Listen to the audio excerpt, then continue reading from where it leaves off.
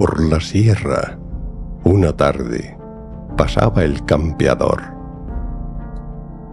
El sol despertaba su flamígera flor y bruñía la púrpura de su esplendor postrero en la resplandeciente coraza del guerrero. El oro lo cubría de la frente a los pies.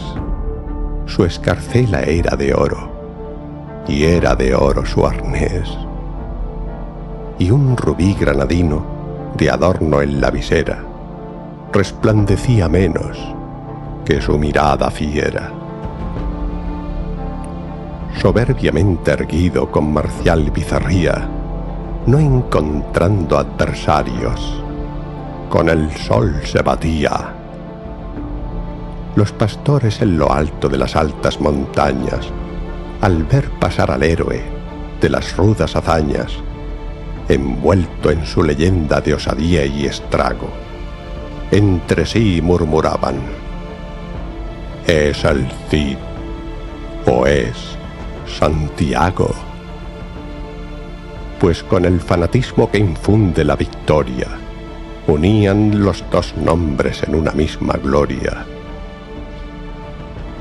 Así, lento, magnífico, arrogante y severo, iba por los caminos el radiante viajero, cuando oyó que del fondo de un barranco surgía la ronca y débil súplica de una voz de agonía. Y allí, tendido en tierra, vio un monstruo repugnante de agarrotadas manos y roído semblante.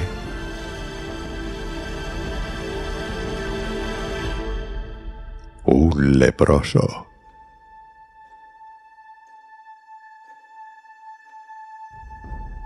De súbito, el corcel de Rodrigo se encabritó. Tan sórdido y horrible era el mendigo, que temió el noble bruto contaminar sus cascos con rozar solamente aquel montón de ascos.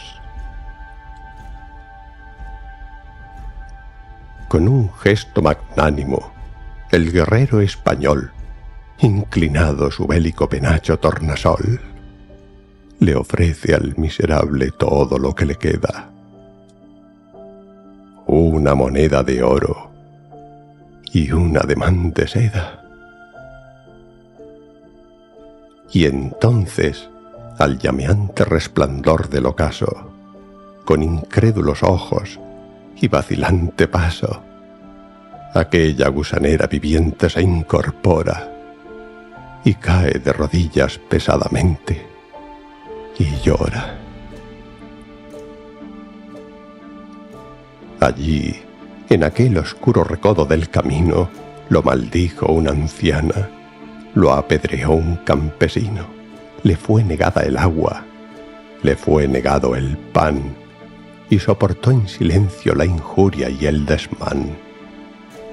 Y ahora un caballero de luciente armadura caritativamente consuela su amargura sin temer el contagio de su inmunda dolencia, y le ofrece a sus llagas una flor de clemencia.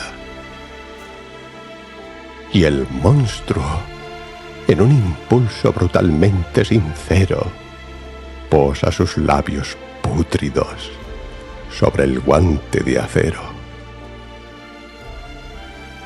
El paladín lo mira sin desdén, sin temor, sin cólera.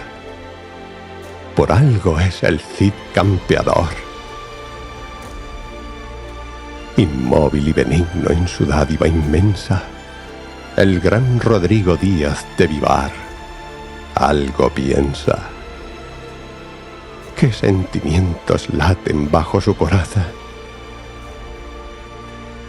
De repente, con suave firmeza, lo rechaza. Contempla largamente aquel escombro humano, se arranca el guantelete y le tiende la mano